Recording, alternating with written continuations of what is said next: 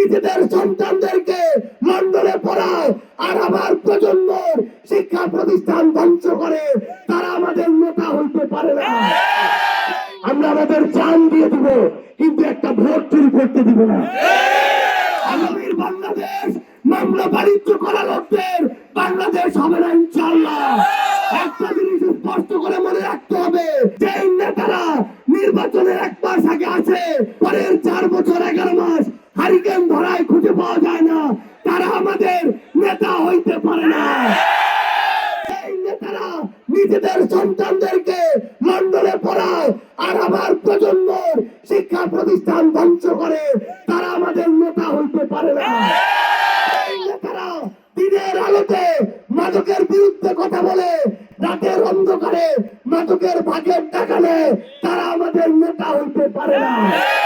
এই নেতারা এই বাংলাদেশের প্রত্যেকটা স্তরের যত কর্মী আছে, এই চাঁদাবাজ দখলদার কর্মীদেরকে নিয়ন্ত্রণ করতে পারে না, তারা আমাদের নেতা হইতে পারে না।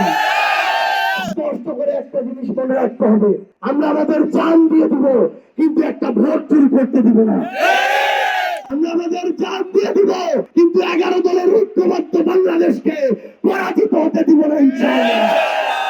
একটা জিনিস মাথায় স্পষ্ট করে নিয়ে রাখবেন, আমাদের মহান সৃষ্টিকর্তা 54 বছর পরে সুযোগ দিয়েছে বাংলাদেশপন্থী, ইসলামপন্থী সকল ধর্মকে মিলেমিশে নিয়ে চলার যারা ভালো মানুষ, তাদেরকে এক হওয়ার সুযোগ দিয়েছে।